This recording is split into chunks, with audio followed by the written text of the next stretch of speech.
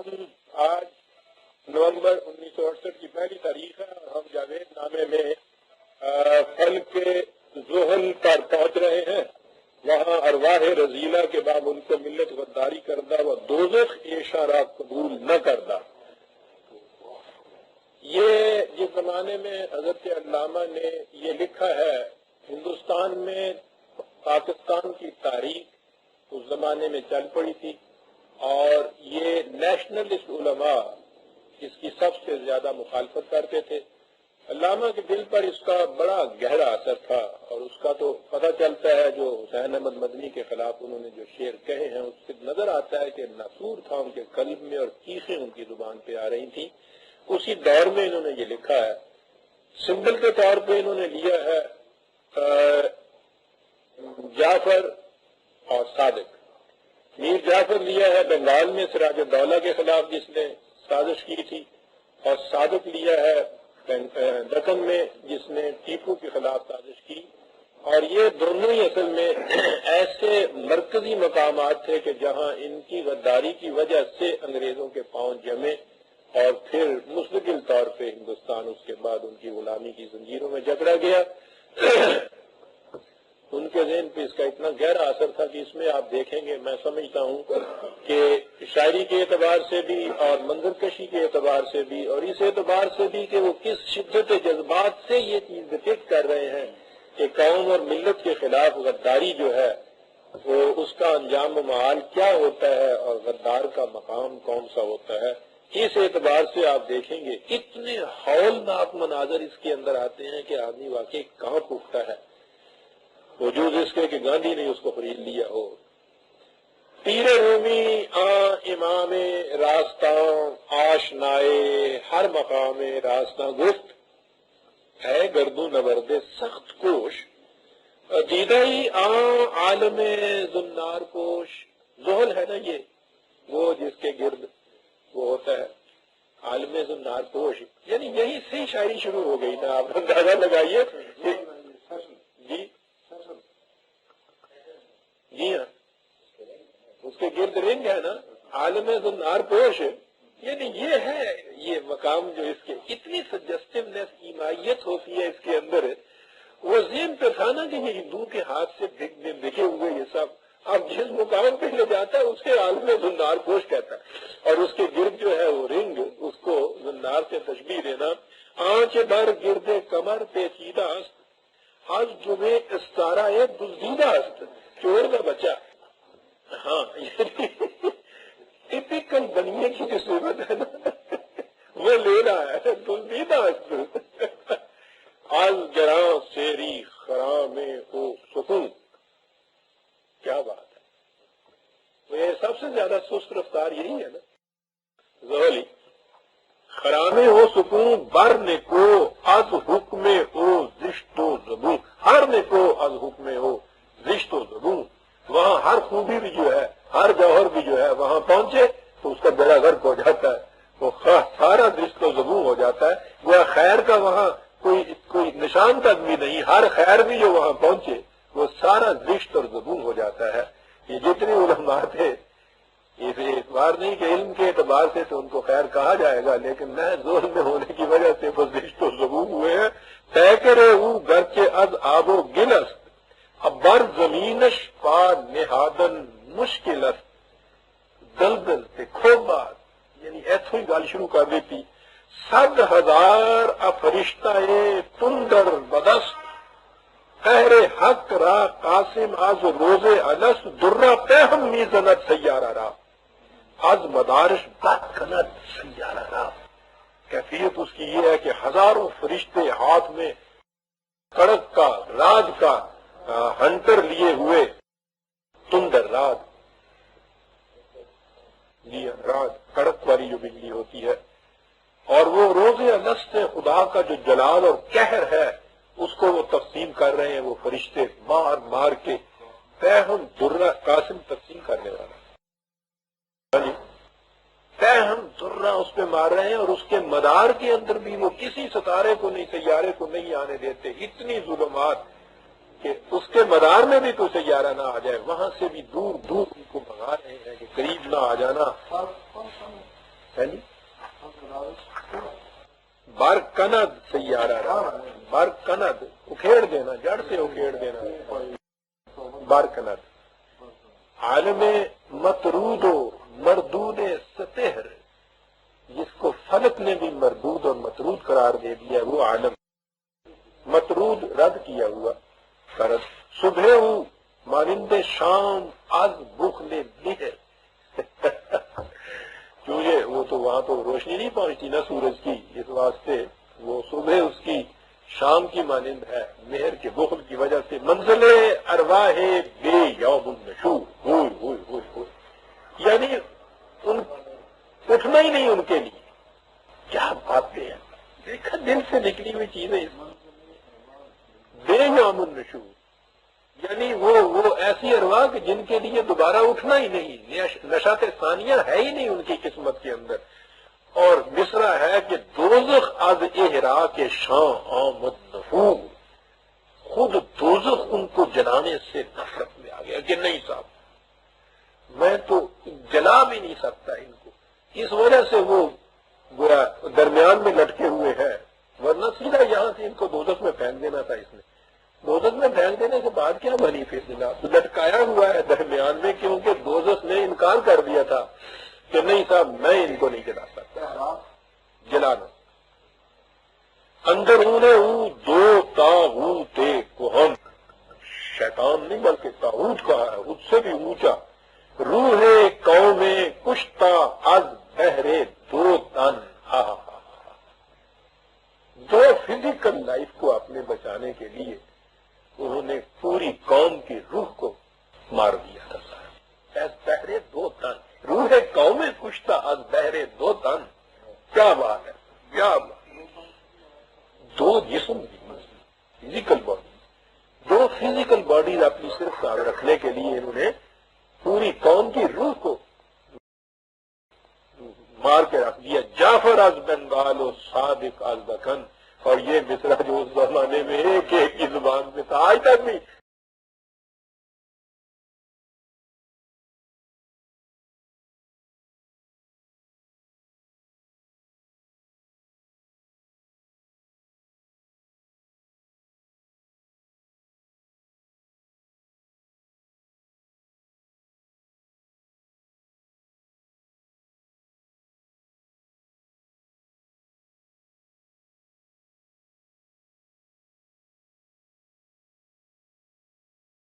تازہ ہے یہ مصرع ننگے آدم ننگے بھی ننگے وطن اور پھر وہ سالک کی پیروڈی اس کے اوپر وہ بھی بڑی دلچسپ تھی اس کے بعد گاندھی از گجرات و بھاوے از دکن ننگے پاؤں ننگے سر ننگے بدن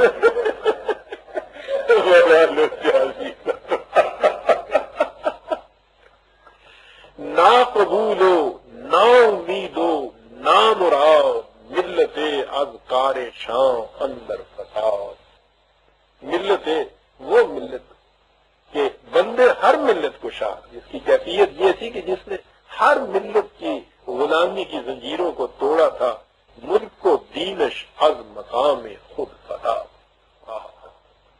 ان دو کی وجہ سے یہ کیفیت پیدا ہو گئی مینا رانی خطہ ہندوستان عزیز خاطر صاحب دلاں خطہ ہر جلوہ اش گیتی فروز درمیان خاک و خون غلطت فروز اس قدر جنت کی نظیر خطہ اور آج تک اس کی کیفیت یہ ہے کہ خاک و خون کے اندر وہ غلطیدہ ہے صرف ان دو کی وجہ سے درگنش تخم غلامی را کے تیشت ای ہما کردار ہاں ارواح زشت در فضائے نیل گو یک دم باعث ذرا ٹھہر جائے فضائے نیل گو کے اندر تا مقافات عمل دینی کے چیز تجھے نظر آئے ذرا یہاں سے رک کے کھڑا ہو کے دور سے دیکھ پتہ چلے کہ مقافات عمل جو ہیں ان کی جزا کیا ہوتی ہے کلزم خونی یہ تو رومی نے کہا یہ کھڑا ہو گیا زندہ روح آنچے دیدم می نہ گنجد در بیان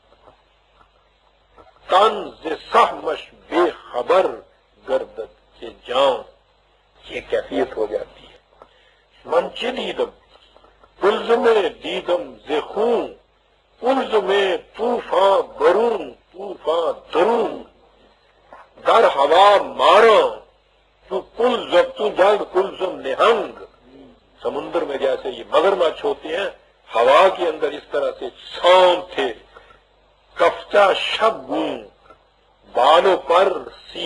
رنگ، پھن اس کی جھنجو تھی سیاہ رنگ کی پھن، اور ان کے بالوں پر ان کف کا پھن پھن، ہاں جی وہ سب دی پھن جو ہوتی. موج ہا درندہ مانندے پلنگ، کیا بات ہے صاحب، کیا محاکات، درندہ مانندے پلنگ، بھیڑیوں کی طرح پھاڑ کھانے والی موجیں، از نہیبش مردہ بر ساحل نہنگ. اندر والوں کا تو پوچھو نہیں کیا حال ہے، ساحل پہ بھی جو پڑا ہوا نہنگ ہے وہ بھی اس کے خوف سے مردہ. بہر ساحل را اما یکدم نداد، ہر زمان کو پارائے در خون فتاد، بڑے بڑے پہاڑوں کے ٹکڑے اس کے اندر گرتے چلے جا رہے تھے. موج خون با موج خون اندر سفید، درمیانش زور کی در افت و خیز. اس قدر تلاطم کے اندر ایک چھوٹی سی کشتی اور اندراں زورق دو مردے، زرد روح اریاں بدن آشفتہ روح. جی دونوں ہوئی کیا کرو نہ ہوئی، دونوں زورق چھوٹی کشتی آشکارا جسے ہو کیسے آشکارا میشوج روح ہندوستان، آسمان شک گشتو پورے پافتاب، پردہ را از چہرائے خود بر کشاد، در جمینش نارو نور لا یزال. جلال و جمال دونوں، درد و چشمے ہو سرور لا یزال، کھلائے در بر سبک تر از صحاب. کیا خوبصورت لباس. کار و پودش از رگے برگے گلاب، با چنی خوبی نصیبش تاؤ کو بند. واہ واہ، آہا، بر لبے او نالا ہائے درد مند گفت رومی، روح ہندست کی نگر از فغانش سوز ہا اندر جگر. روح ہندوستان نالا فریاد نہیں کنا، شمع جاں افسرد در فانوس ہند. واہ واہ کیا مصرع ہے، شمع جاں افسرد در فانوس ہند. آہا آہا آہا، ہندیاں بیگانہ از ناموس ہند. واہ واہ واہ واہ، مرد کے نا محرم از اسرار خیش، زخمہ خود کم زند بر تار خیش.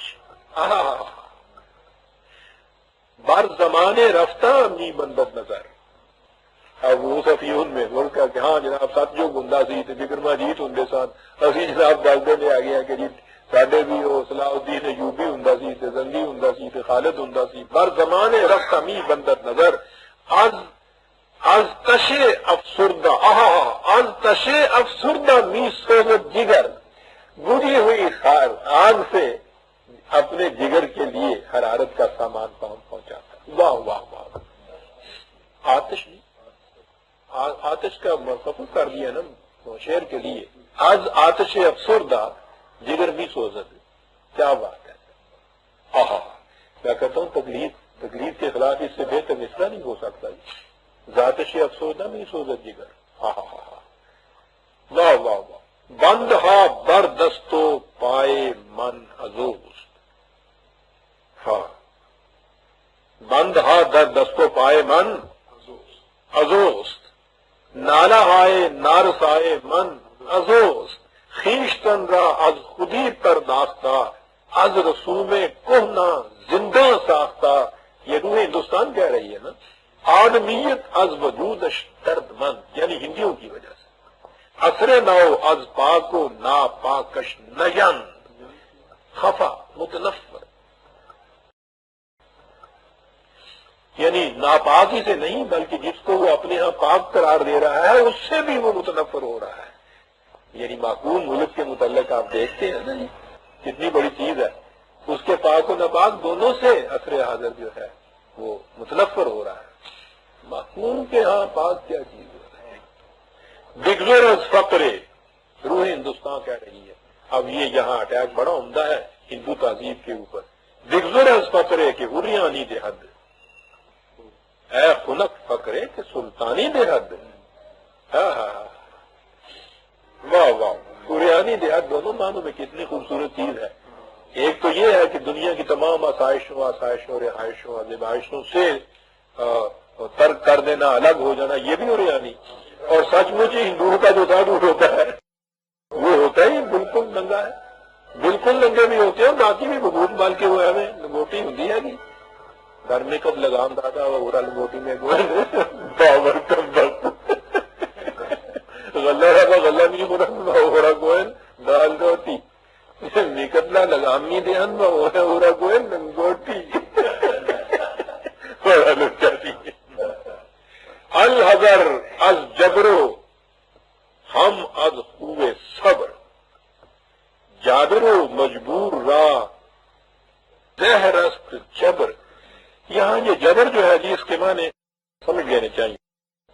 میں سمجھتا ہوں کہ جبر یا تو استبداد کے معنی ہے، ظلم کے معنی ہے، جور کے معنی ہے، اور یا جبر اور صبر کو ہم معنی قرار دیں کہ مجبور جو ہے صبر، یہ عام ہمارے اردو کے معنی میں یہاں آیا ہوا ہے، خاموشی سے کسی استبداد کو برداشت کرتے چلے جانا اور اس کے خلاف آواز نہ نکالنا، یہ ہے جو کچھ یہاں معنی ہے۔ جابر و مجبور را زہر صبر دونوں معنی ہو سکتے ہیں۔ جبر ظلم جو ہے، جابر کے لیے بھی زہر ہوتا ہے، ظلم کرنے والے کے لیے بھی زہر ہوتا ہے، اور مظلوم کے لیے بھی زہر ہوتا ہے، دونوں چیزیں اس میں آ سکتی ہیں۔ ای بصبر تہم خوگر شود، مجبور جو ہے جس پہ ظلم ہو رہا ہے وہ تو صبر تہم جو ہے خاموشی سے برداشت کرتے چلے جانا اس کا خوگر ہو جاتا ہے، عام بجبر تہم خوگر شود، اور وہ مسلسل ظلم کرنے کا عادی ہوتا چلا جاتا ہے۔ ہر دو راہ ذوق ستم گردت فزون، ورد من یا لیتا قومی یا لمون، دونوں کی کیفیت یہ ہے کہ یہ ذوق ستم جو ہے ایک کو ایک کے لیے ستم کرنا، اس کے لیے ستم سہنا، دونوں کا یہ دن بدن بڑھتا چلا جاتا ہے۔ اور میں تو سوائے اس کے اور کیا کہوں کہ میری قوم کاش جانتی کہ یہ کیا ہو رہا ہے اس کے ساتھ، یا نمونے کاش میری قوم جانتی کہ کیا ہو رہا ہے۔ کہ شب ہندوستان آیت بروز، اب آئی بات، روح ہندوستان کہہ رہی کہ اس ہندوستان کی رات جو ہے اس میں سحر کیسے ہو سکتی ہے۔ ایک مصرے میں ہے مرد جعفر زندہ روح روح، اب آ گیا نا یہ اپنے دور کے جو تھے نیشنلسٹوں کی طرف کہ اس ہندوستان کی رات جو ہے تاریخ رات وہ سحر کیسے ہو سکتی ہے۔ ٹھیک ہے جعفر مر گیا، اس کی روح تو ابھی تک زندہ ہے۔ تاز قید یک بدن وا مید حد وا میر حد، آشیاں اندر تنے دیگر نہد، روح جعفر اس کی کیفیت یہ ہے۔ لیجیے جی اب آیا اقبال اپنے ہاں کے نیشنلسٹ علماء کے ساتھ، یہ ابوالکلام اور یہ حسین احمد اور کفایت اللہ، پہلے انگریز پھر ہندو، گاہ اورا با کنیسا ساز با، گاہ پیشے دیریاں اندر نماز اندر نیاز، دینے ہوں آئینے ہوں سوداگری، جتنے پیسے ٹکر، واہ واہ واہ، انتری اندر لباس حیدری، یہ انتر وہ مرحب اور انتر مخالفین کے سب سے بڑے دو سب سے بڑے مخالف سمجھ لیے اس دور کے جو تھے، انتر اور مرحب۔ خیبر میں ان کے ساتھ مقابلہ پڑا تھا نا، تو اس لیے وہ ہمیشہ ہمارے یہاں سمبل کے طور پر جو مخالفت میں سب سے زیادہ سخت ہو اور مقابلے میں سختیاں ہوتے ہیں ان کو مرحب اور انتر کہتے ہیں۔ تا جہان رنگ و بو گردد دیگر، رسمیں ہو آئینے ہو گردد دیگر، جو زمانہ لگتا ہے اس ہوا کے ساتھ ہی وہ موجے بعد نما اس کے مطابق ڈھلتے چلے جاتے ہیں۔ پیش عزیز چیزیں دیگر مسجود ہوں، اور در زمانے ماں وطن معبود ہوں۔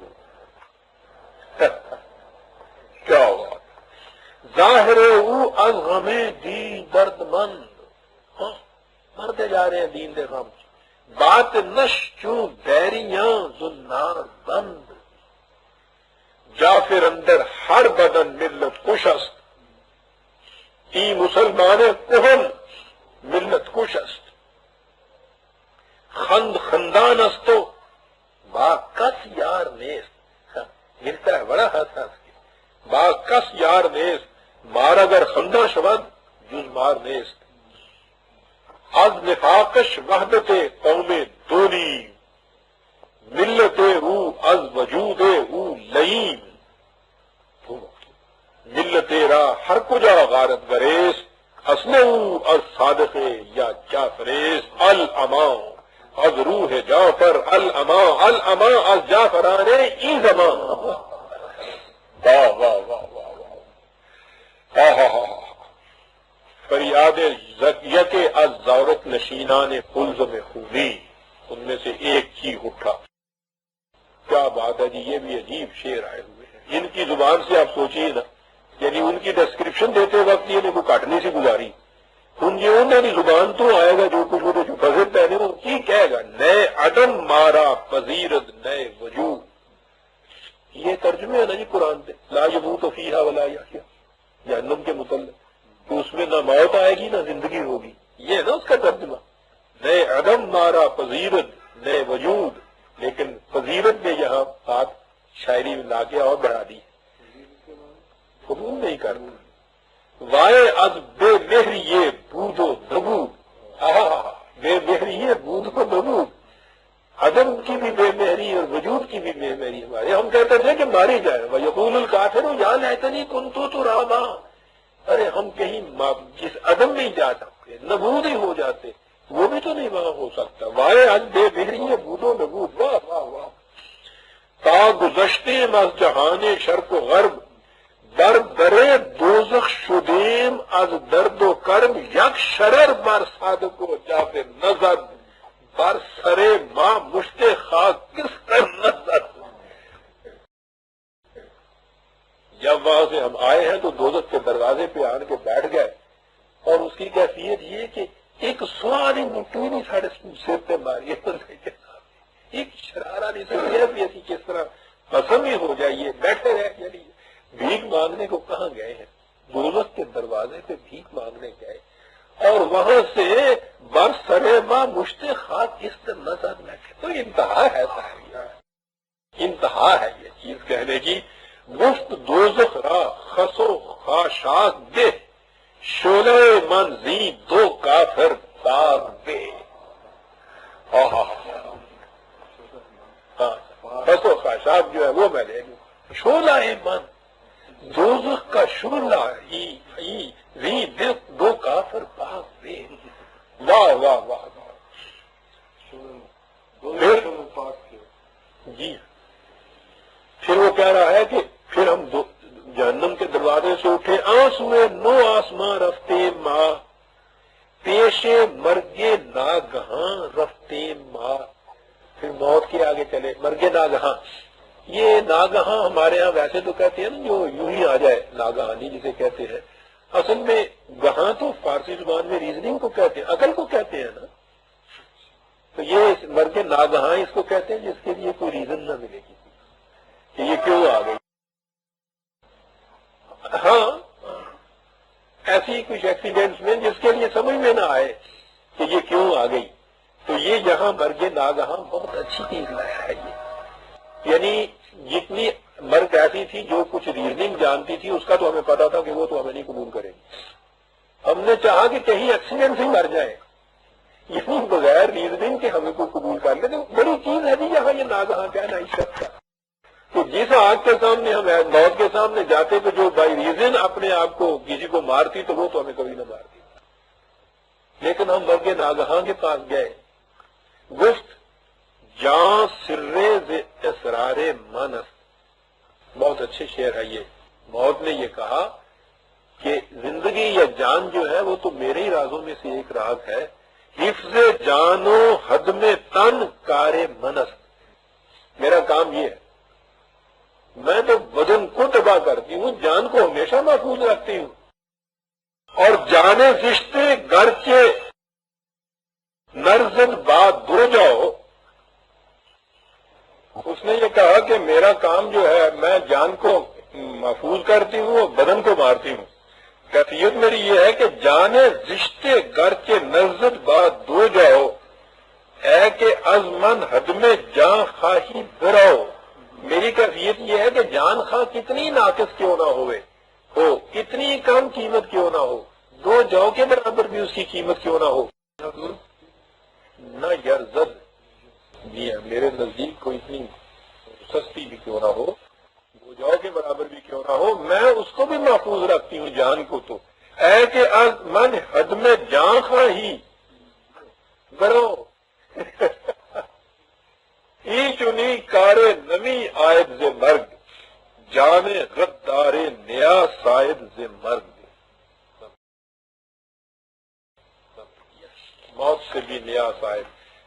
ہاں پھر اس کے بعد اے ہوائے تند، اے دریائے خون، اے زمین، اے آسمان نیل گون، دیکھیے چیخیں اس کی، یہ وہی کہتا جا رہا ہے نا، اے نجوم، اے ماہتاب، اے آفتاب، اے قلم، اے لوح محفوظ، اے کتاب، اے بتان ابیض، اے لردان غرب، اے جہان در بغل بے حرب و ضرب، کہہ رہی ہے نہ ٹکا دیا جاتی جاتی